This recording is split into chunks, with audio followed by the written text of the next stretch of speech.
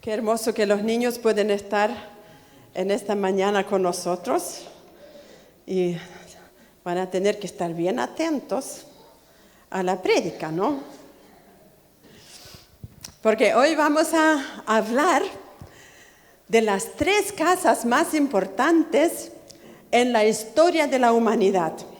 Sabemos que cada casa de nosotros donde vivimos es importante, porque si no, no tendríamos donde vivir. Pero había 3 cosas, 3 casas, 3 construcciones que son las más importantes, porque ahí donde vivía o se manifestaba el más importante de todos. ¿Y ese quién es?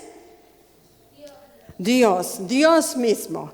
Entonces, vamos a ver la primera casa más importante. Y para eso les voy a comentar que hace muchos años atrás vivía un hombre muy especial para Dios que se llamaba Jacob. Entonces, este Jacob un día estaba en el campo y se le apareció en la noche un ángel.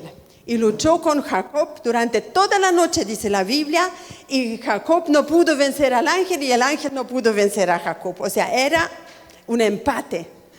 Entonces ya venía el sol saliendo y el ángel tenía que irse. Y Jacob le agarró así firme y le dijo, no te dejo ir hasta que no me bendigas. Entonces el ángel del Señor bendijo a Jacob y le dijo, en Génesis 32, 28, nunca más te llamarás Jacob, sino que ahora te voy a cambiar el nombre. De aquí en adelante te vas a llamar Israel. Y más encima te voy a dar una tierra que yo le había prometido a tu papá y a tu abuelito. Entonces ahora te la voy a entregar a ti. Entonces le voy a pedir a Jano que me ponga la primera diapositiva. Aquí está. No sé si, amor, ¿tú me podrías apagar esta luz, esta de aquí, para que se vea un poquito mejor?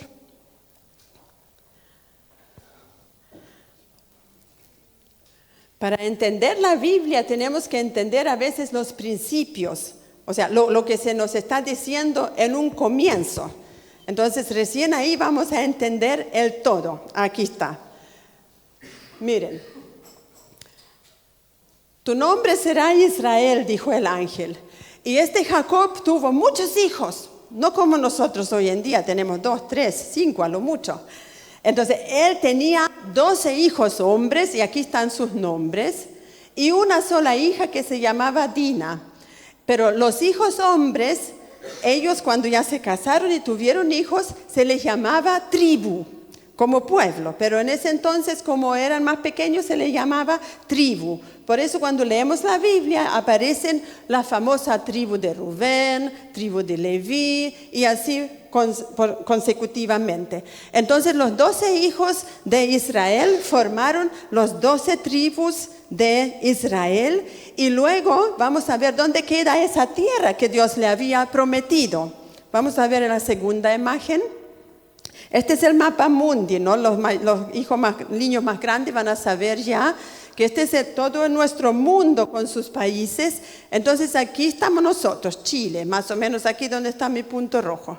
Entonces para que sepan, nosotros, Úrsula, Volker, Johanna y yo, nosotros venimos de acá, de Alemania, ¿no? Está bastante lejos, ¿ven? En avión uno tiene que demorarse como 14 horas para llegar. Entonces, la tierra que Dios le había prometido a Israel se encuentra más o menos donde está este punto negro. Ahí se encuentra Israel. Y en la siguiente vamos a ver el tamaño, cuán grande era esa tierra. Y si se fijan los números, no era muy grande, era más pequeña que nuestra Araucanía. Se fijan, Chile es grandísimo, 756 kilómetros cuadrados. Alemania es más pequeño, pero Israel es minúsculo en comparación. Entonces, hasta aquí vamos a llegar con la presentación por el momento. Era un país chiquitito, por eso en una oportunidad, vamos a encender la luz mientras tanto, porque si no, no me ven.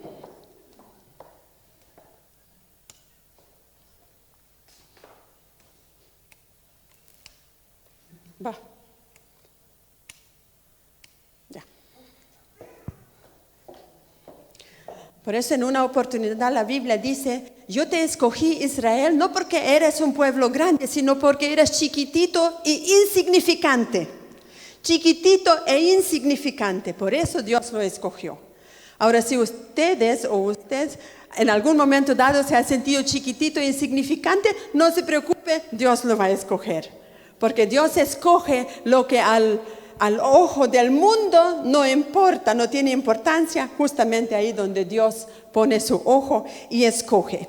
Entonces sucedió que cuando ya Israel tuvo sus 12 hijos, se casaron y tuvo nieto, entonces vivieron por un tiempo en otro país que se llamaba Egipto. Y con el tiempo fueron usados como esclavos, o sea, tuvieron que servirle a los egipcios, tuvieron que hacer todo lo que egipcios decían. Y eso se demoró 430 años que ellos estuvieron en este otro país donde siempre oraban y decían, Dios, ¿cuándo nos vas a sacar de aquí? Ya no queremos ser más esclavos, queremos ser libres. Dios, ¿cuándo nos vas a sacar?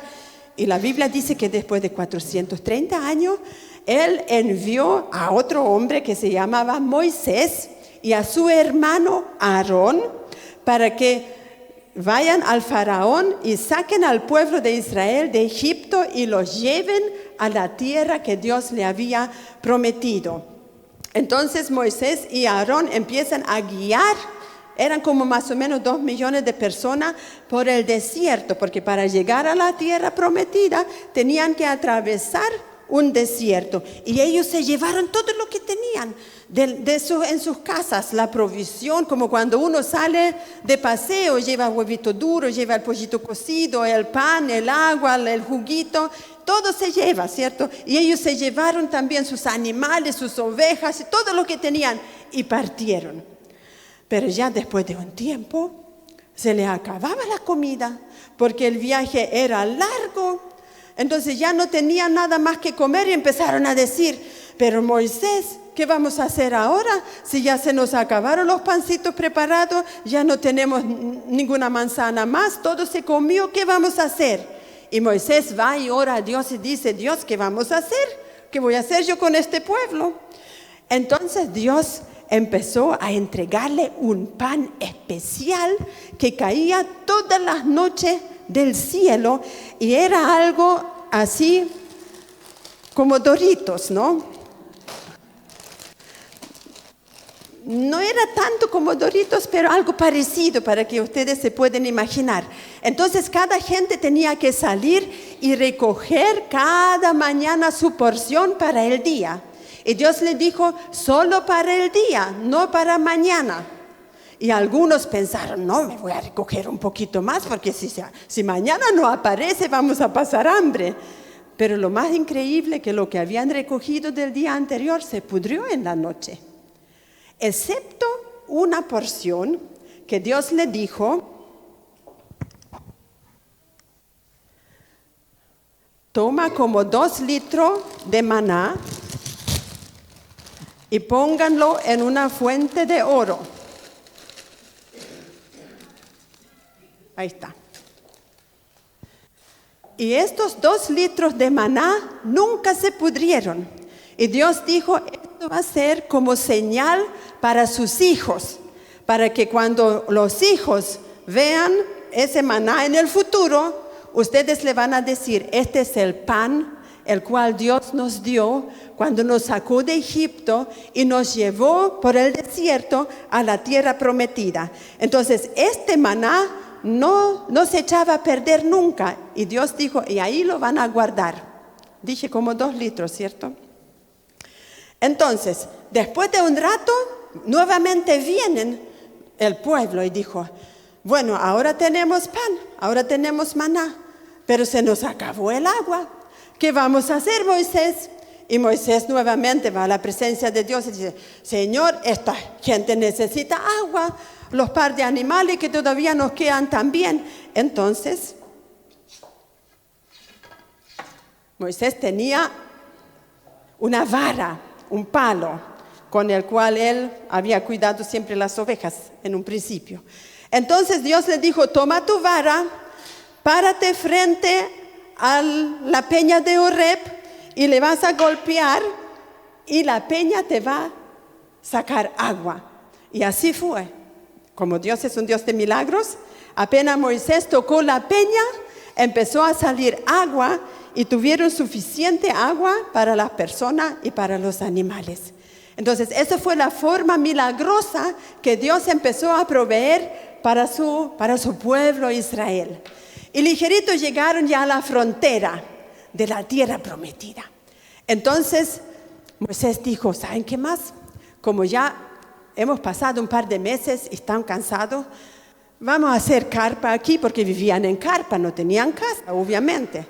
Todo el mundo armó su carpa a descansar y escogió a 12 hombres de cada tribu, una persona, y dijo, los 12 van a ir a la tierra prometida a espiar, a ver qué hay por ahí, ¿cierto? Entonces los 12 partieron y espiaron la tierra y después de 40 días volvieron. ¿Y qué dijeron? 2 de ellos, que se llamaban Caleb y Josué, dijeron, está fantástica la tierra, está genial, está así mismo como Dios dijo, fluye leche y miel, las uvas son de este porte, la manzana, qué rico. Y traían como para confirmar, habían sacado un poquito de las frutas de ese país y le mostraron. Y la gente quedó fascinada hasta que los otros 10 empezaron a hablar. Y dijeron, no, es terrible, el país está bonito, pero hay gigantes que son más altos que nosotros, son más fuertes que nosotros, y eso nos van a matar, no nos van a dejar entrar. Y José y Caleb decían, no le hagan caso a estos 10 incrédulos, nosotros los vamos a comer como a pan, o sea, como el maná, ¿cierto? Pero los 10 eran mayoría. Entonces decían, no, si es terrible, no vayamos, mejor nos hubiésemos quedado en Egipto con la carne, con los pescados, con los puerros, con la cebolla, mejor nos hubiésemos quedado allá. Entonces, como pasa siempre, la gente escucha a la mayoría. Y dice la Biblia, y llegó un temor muy grande sobre el pueblo, y lloraron todo un día, lamentándose de haber salido de Egipto y de haber llegado a este lugar. Y Dios se enojó muchísimo. Por eso la incredulidad es algo que atrae el enojo de Dios. Dios se enojó tanto que le dijo a Moisés, ¿sabes qué más? Voy a matar a toda esta generación de incrédulos y te voy a dar un pueblo nuevo, un pueblo que me haga caso, un pueblo valiente, un pueblo que va contigo. Y Moisés dijo, no, Señor, no los mates, porque los enemigos en Egipto van a decir, mira, Dios no fue capaz de llevarlos a la tierra prometida. Así que la ira del Señor se calmó un poquito por la intercesión de Moisés. Por eso es tan importante orar. Porque nosotros podemos calmar la ira de Dios encima de alguien y llevarlo a la salvación. Entonces, Dios dijo, bueno, entonces no los voy a matar. Pero ¿sabes qué más, Moisés? Los voy a castigar. Como cuando los papás a veces dicen, ahora te tengo que castigar, porque no me hiciste caso. Así Dios, ¿por qué los papás son así? Bueno, porque Dios es así. Porque Dios a veces nos tiene que castigar cuando no hacemos caso. Y en esta oportunidad Dios le dijo, como anduvieron 40 días espiando la tierra, y ahora ustedes 40 años no van a entrar. O sea, 1 año por día. Y dijo, durante 40 años de vuelta al desierto. Y tienen que esperar que mueran todos estos rebeldes. Y van a entrar solamente los de 20 para abajo. O sea, los niños, los jóvenes. Los únicos que van a sobrevivir van a ser Moisés, Aarón, Josué y Caleb. Pero los demás viejitos, todos se tienen que morir en el desierto. Así que tuvieron que tomar las carpas y moverse para el otro lado. Y durante 40 años dieron vuelta y vuelta y vuelta en el desierto. Pero ahora les voy a mencionar solamente algunos sucesos, lo que sucedió en el intermedio. Porque en el intermedio sucedieron algunas cosas muy importantes. Cuando ya se supo que se van a tener que quedar ahí, Dios dijo, bueno, Moisés, ahora tú vas a subir conmigo al monte de Sinaí y allí te voy a entregar los 10 mandamientos y te voy a decir todo lo que yo quiero de este pueblo, las reglas del juego para este pueblo. Entonces Moisés subió al monte Sinaí durante 40 días, estuvo ahí esperando y Dios en su gran paciencia, encima de 2 piedras grandes, escribió los 10 mandamientos. Y Moisés, súper contento, después de 40 días, viene y se lo va a entregar al pueblo con todo el amor de Dios. Pero el pueblo, en el intertanto, no se portó muy bien, porque pensaron que Moisés no va a volver más. Así que, como en Egipto teníamos ídolos, dioses, ahora queremos también un dios. Queremos un becerro que haga Aarón, que era el sacerdote. Entonces recogieron todo el oro que tenían, hicieron un becerro, lo adoraron y a Dios le molestó mucho. Y cuando viene Moisés contento con la tabla de ley, de repente escucha como una fiesta, como música mundana, diríamos nosotros hoy. Una fiesta con luces, con bailes, con alcohol, con de todo lo que uno en las fiestas mundanas hacen. Y Moisés dice, ¿pero qué pasó? Y Dios le dice, tu pueblo en el intertanto se deslizó. Y Moisés viene y mira todo lo que están haciendo y le dio tanto enojo como se enojó también Dios. Y Moisés también se enojó, porque era hombre, como nosotros a veces nos enojamos, ¿no? Y tomó las 2 piedras que Dios le había dado y ¡pah!, los tiró a una roca y se desarmaron las piedras que Dios había escrito con su dedo. El Señor tuvo que castigar nuevamente, algunos tuvieron que morir.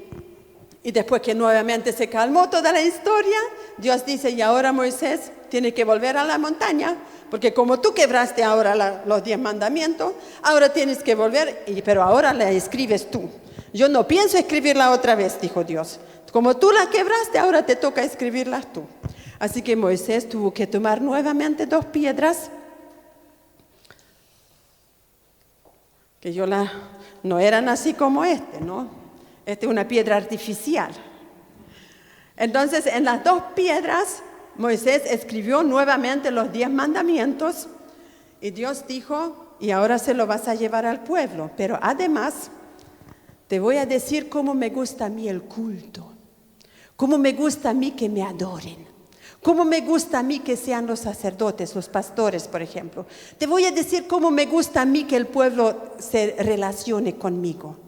Y entre todas las cosas que Dios le dijo, vas a hacer como un cajón de 1,20 m por 80 por 80, como un cajón. Y en ese cajón vas a poner el maná que guardaste. Y más encima vas a poner las 2 tablas. Moisés, no la vayas a romper otra vez.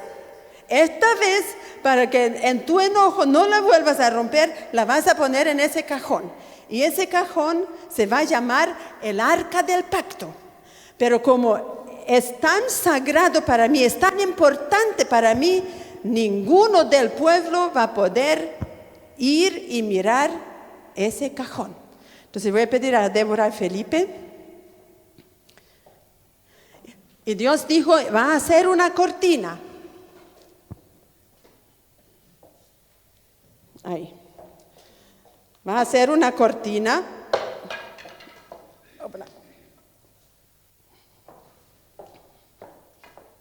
Ahí. Y detrás de la cortina va a ser como una pieza. 10 metros por 10 metros, era como un cuadrado. Pero detrás de la cortina nadie puede pasar. Porque ahí detrás está el arca del testimonio, el cajón, en el cual está ahora el maná y los 10 mandamientos. Y solamente una vez al año, el sacerdote principal, que era el hermano de Moisés, Aarón, podía entrar a esa pieza. Pero ustedes se fijan, esta cortina estaba entera. Así que Aarón tuvo que pasar así por el lado. Y pudo ahí llevar la sangre de los corderos y pedir perdón a Dios por los pecados del pueblo, y Dios le perdonaba hasta el próximo año, pero nadie podía entrar ahí, ¿cierto? Entonces, quédense aquí nomás. Entonces, esta parte era la más principal donde Dios mostraba su presencia. Gracias. Ahora se pueden ir. Lo vamos a dejar ahí mientras tanto.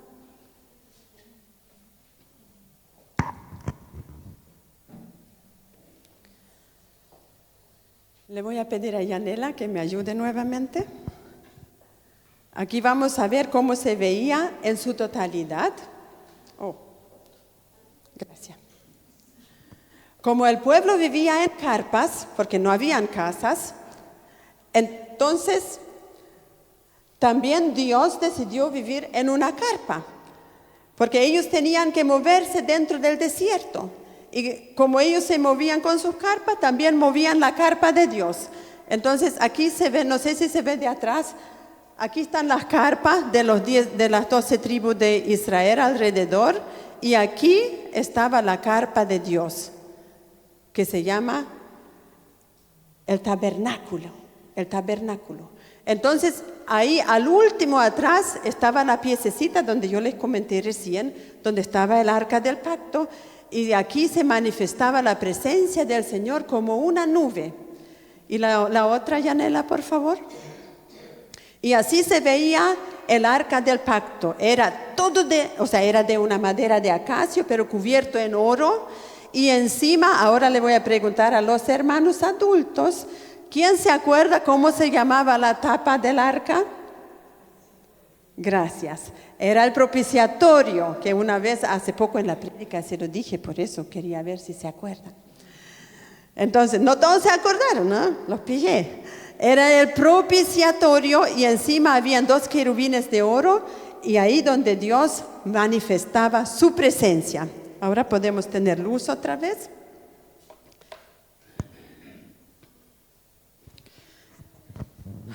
Muy bien. Y lo último que les quiero contar, lo del desierto.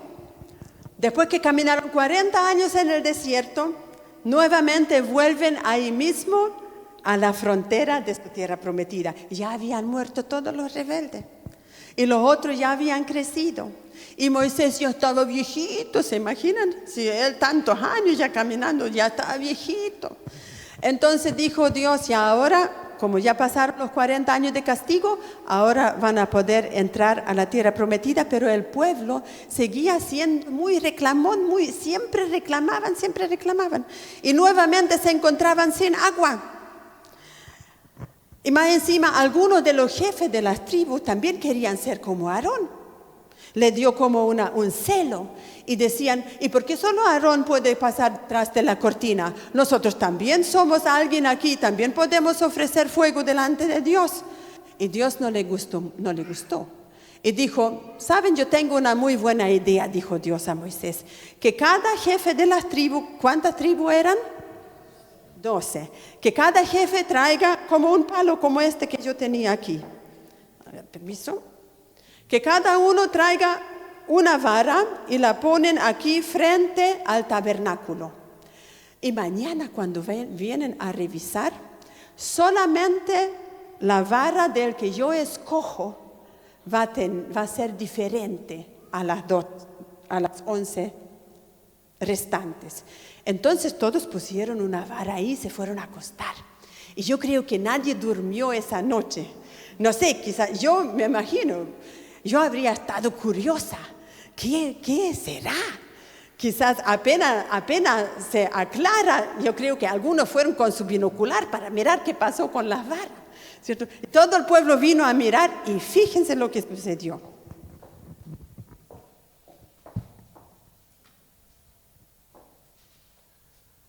Habían 11 varas peladas, pero había una vara que de repente se veía bastante diferente. A ver, le voy a preguntar a los niños, ¿cuál es la diferencia entre esa? Tiene flores, ¿qué más tiene? Hojas, ¿qué más tiene? Ramas y tiene algunos frutos, quizás no lo ven. A ver, Ivana, ven acá. ¿Ven? A ver, ¿cuál es el fruto que tiene? No, pues es parte de la flor. ¿Qué es eso? ¿Una nuez? Sí, una almendra. Una almendra. Tenía almendra, o sea, tenía 4 cosas, la vara de Aarón. Entonces, con ese milagro, Dios demostró que Aarón era el escogido. Y le dijo a Moisés, y esa vara la vas a poner también en el cajón. Por eso es chiquitita, porque el cajón tenía 1,20 m. Yo siempre me imaginaba que la vara de Aarón era grande, pero no era tan grande porque tenía que caer en el cajón de Dios, en el arca del testimonio. ¿Ven? Entonces, aquí está el arca del testimonio. Aquí. Gracias por su paciencia hoy, porque esta es una prédica diferente. ¿Qué iba adentro? El maná. ¿Qué más iba adentro? Las tablas de la ley. ¿Y qué más iba adentro? La vara de Aarón. Guardado ahí. Entonces, el último suceso que les voy a comentar, cuando ya estaba todo ahí, la gente nuevamente tenía sed. Y estaban en el mismo lugar donde hace muchos meses atrás Moisés con su vara había golpeado la roca. ¿Cierto? ¿Se acuerdan? La vara de Moisés que golpeó la roca. Entonces, están ahí mismo, en la misma roca. Y Dios le dice a Moisés, ¿quieren agua? Toma la vara de Aarón, dijo, y ándate a la peña y háblale a la peña. Así que Moisés tomó la vara de Aarón, y obviamente la suya, porque iba por todas partes con su vara, y venía nuevamente a la peña. ¿Qué había dicho Dios que haga? Que le hable a la peña y la peña va a dar agua. Pero Moisés no le habló a la peña, ¿cierto? Moisés puso la vara de Aarón a un lado porque pensó que era especial y tomó su propia vara y golpeó la peña otra vez. 2 veces le golpeó. Y la peña dio agua. Pero el problema fue que Moisés no hizo lo que Dios había dicho. Dios no le dijo que usara su vara. Dios le había dicho, toma la vara que está en mi presencia, del cajón. Toma la vara, párate frente a la peña y háblale. Pero Moisés seguramente pensó que como la primera vez le resultó con su propia vara, que Dios iba a hacer lo mismo otra vez. Pero Dios a veces no hace las cosas de la misma forma. A veces Dios tiene otra forma. Y en esta oportunidad Dios solamente quiso que él levantara la vara de Aarón, que era especial, para que todo el pueblo la vea y sepan que Aarón era el escogido de Dios. Y Moisés solamente tenía que haberle hablado a la peña. Y por eso Dios se molestó y le dice, porque tú no me glorificaste delante del pueblo, en el fondo porque tú no me creíste, ahora tú tampoco vas a entrar a la tierra prometida. Y tuvo que castigar a Moisés porque él quiso hacer las cosas a su manera. Y no obedeció al pie de la letra lo que Dios le había dicho. Así que tuvieron que tomar la vara de Aarón y guardarla. Y durante muchos años, el maná, que no se podría, la vara de Aarón y los mandamientos estaban en el tabernáculo. Y cuando luego ya falleció Moisés, después de un tiempito, y el sucesor de Moisés, Josué, llevó la gente a la tierra prometida y llevaron el arca del pacto con todo lo que había adentro con ellos. Entonces ya sabemos que la primera casa más importante era esa, el tabernáculo del pueblo de Israel en el desierto. Y quiero leerles en la carta de los Hebreos, en el capítulo 9, el verso 3 y 4 dice, tras el segundo velo estaba la parte del tabernáculo llamado lugar santísimo, el cual tenía un incensario de oro y el arca del pacto cubierta de oro por todas partes, en la que estaba una urna de oro que contenía el maná, la vara de Aarón que reverdeció y las tablas del pacto. ¿Se fijan? Se encuentra en Hebreos que nos relata así rápidamente lo que había en el arca del pacto. Ahora vamos a pasar a la segunda casa más importante, porque con el tiempo ya la gente no vivía en carpas, porque ya empezaron a evolucionar, empezaron a descubrir cosas y empezaron a hacer casas. Entonces el rey David, que tenía un palacio fantástico, hermoso, un día dijo, no puede ser que nosotros los hombres y yo, el rey, vivamos en una casa tan hermosa y que Dios todavía está en una carpa. Le voy a hacer a Dios una casa hermosa.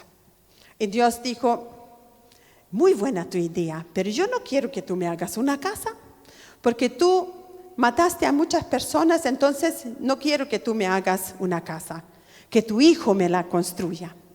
El rey David reunió todos los materiales, pero el que construyó la siguiente casa, que la vamos a ver aquí, fue su hijo Salomón. Gracias. Entonces aquí vemos, ay, ¿qué pasa hoy día? Con la luz. Ya, mire qué cosa, ¿no?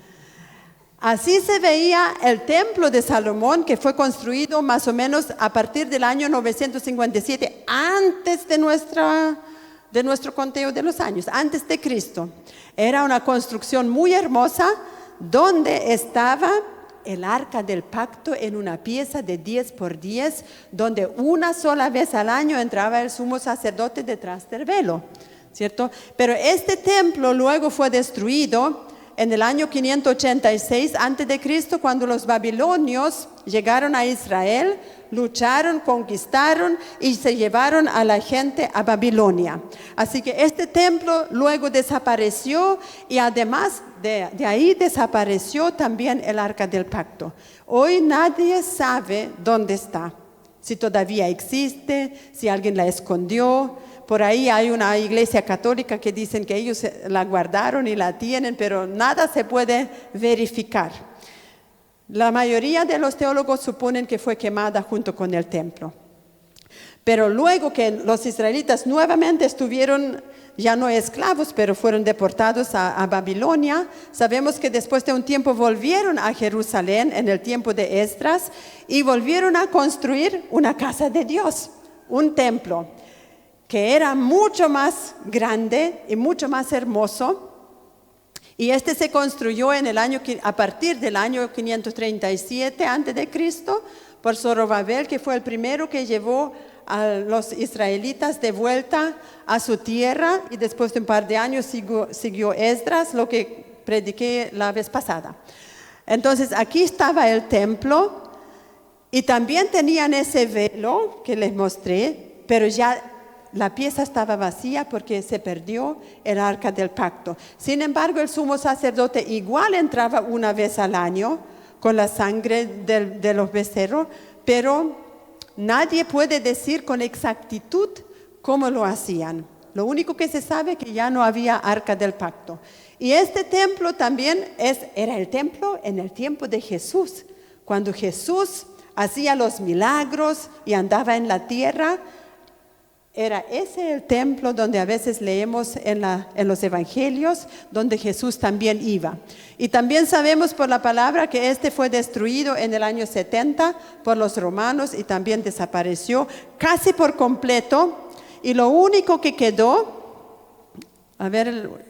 es esta muralla, que es el muro de los lamentos que le dicen, a veces ustedes también van a tener que saber eso, donde los judíos y los cristianos vienen aquí y oran, y en el muro ahí meten sus papelitos de oración, como nosotros tenemos aquí nuestra fuente de oración.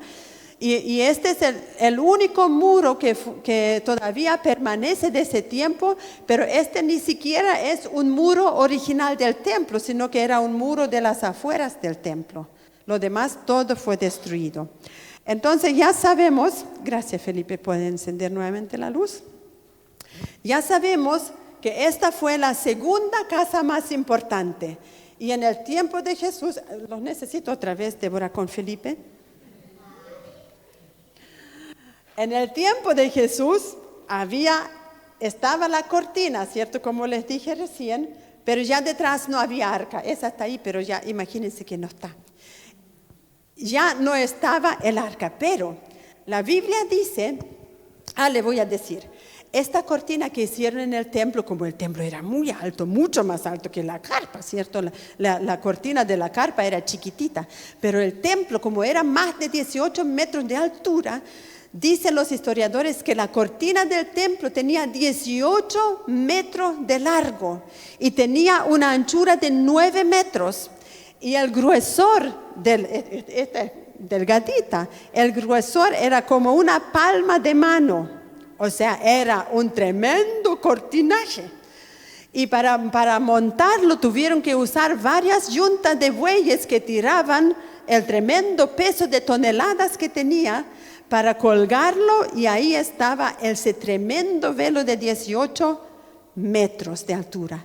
Y la Biblia dice que cuando Jesús murió por nosotros en la cruz, el velo se rasgó de arriba abajo. Por eso sabemos que el velo era de una parte y el sumo sacerdote entraba por el lado, porque no tenía apertura, como en las cortinas que tenemos en las ventanas. Entonces el velo se rasgó de arriba abajo, y con eso Dios quiso decir, nunca más va a haber una separación entre Dios y los hombres. Ahora el velo está abierto y todo el mundo puede pasar a través de la sangre de Jesucristo, a través de la ofrenda que Cristo hizo por nosotros. Podremos entrar al lugar santísimo, donde ya tampoco hay arca, donde ya no se necesita ni siquiera la tabla de la ley, ni tampoco tenemos que comer del maná del cielo, ni tampoco necesitamos la vara de Aarón, porque ahora Dios nos hace a nosotros sacerdotes, una nación escogida, una nación de sacerdotes que ministran ahora no en un templo físico, sino en donde quiera que nosotros estemos. Podemos tener comunión con Dios. Y por eso dice Hebreos 10, versículo 20, Jesús abrió un camino nuevo para nosotros a través de la cortina. Él mismo es este camino nuevo y vivo. Es decir, lo abrió ofreciendo su propio cuerpo como sacrificio. El gran sacerdote que tenemos reina sobre la casa de Dios. Nos ha limpiado y liberado de toda culpa, y ahora nuestro cuerpo, a ver, tóquese su cuerpo, nuestro cuerpo está lavado con agua pura. Y entonces acerquémonos a Dios con un corazón sincero, seguros de la fe que tenemos. Y en este versículo nos habla de la tercera casa de Dios. Vamos a repasar. ¿Cuál fue la primera casa de Dios? El tabernáculo en el desierto. La segunda casa de Dios, el templo. Muy bien, pero yo sabía que son inteligentes ustedes. Ahora vamos a hablar de la tercera casa de Dios. Es una casa de Lego, ¿no? Ahí. En este versículo nos dice, el gran sacerdote que tenemos, que es Jesús, reina sobre la casa de Dios. ¿Y cuál será esa casa? Esa casa somos nosotros. Hebreos dice en el capítulo 3, versículo 6, esa casa somos nosotros, si retenemos firme hasta el fin la confianza y nos gloriamos en la esperanza. O sea, hay que mantenerse hasta el fin de nuestras vidas. Nosotros somos casa de Dios. Y Pablo le escribe a los corintios, ¿no saben ustedes que son templo del Espíritu Santo? O sea, ahora nosotros somos la casa, nosotros somos el templo, y ahí donde Dios vive y ahí donde Dios gobierna, donde Dios le encanta estar. Eso es muy importante que usted sepa, a Dios le encanta estar con usted y conmigo, porque Él nos hizo, Él nos ama, Jesús dio su vida por nosotros, y por eso Él hace de nosotros su casa, su habitación. Ahora, Pablo también dice en Hechos 17 que Dios nunca más habitará en una casa hecha por manos de hombre, sino Él escogió a nosotros para habitar en ellos. Y finalizamos con un versículo de 1 de Pedro 2, donde dice: acercándoos a él, piedra viva, desechada ciertamente por los hombres, mas para Dios escogida y preciosa. Vosotros también, como piedras vivas, sed edificados como casa espiritual y sacerdocio santo, para ofrecer sacrificios espirituales aceptables a Dios por medio de nuestro Señor Jesucristo. Entonces, ¿qué nos dice este versículo? Compara a Jesús como una piedra viva y a la vez Él es la piedra principal, la piedra del ángulo. Pero a la vez nos dice que cada uno de nosotros es una piedra viva. La gente que está sin Cristo son piedras muertas. Ellos son como los que están en el camino, esas piedras que nos sirven de mucho, ¿cierto? Pero cuando venimos al Señor, Él nos da vida y nos transforma en una piedra viva y nos hace parte, nos inserta en su templo, nos inserta en esa nueva construcción que Él está haciendo. Cada cristiano que va siendo insertado en el templo va creciendo, va creciendo, va creciendo. Por eso dice Pedro, edifíquense, déjense insertar ahí. Porque solamente insertándose en la construcción, en la iglesia, lo que Dios está trabajando, entonces podemos crecer juntos. Porque una piedra suelta por ahí no sirve de nada, ¿cierto? Pero cuando una piedra viva se junta con otra piedra viva, ¿ven? Va creciendo. Vengan ustedes 5. A ver, tómense una piedra. Ven, ven. Cada uno puede tomar una piedra viva e insertarla ya en el templo. Eso es lo más importante. Que cada uno de nosotros, ven, mira, aquí te tengo una. ¿Qué te gusta? ¿Amarillo o rojo? Eso. Ya, insértenlo ahí y luego se pueden volver a sentar. Y damos gracias a Dios porque Él nos escogió como su habitación e hizo de cada uno de nosotros, gracias, una piedra viva. Y cuando nos insertamos en esa construcción, cuando creemos en nuestro Señor Jesús y Él pasa a ser nuestro Salvador. Y esa decisión, como bien dijo Sebastián delante, se manifiesta cuando nos bautizamos. Cuando ya somos adultos y nos bautizamos y sabemos lo que vamos a hacer, entonces esa es la forma que yo le digo a los demás, yo soy una piedra viva. Soy parte de esa construcción celestial que Dios hace.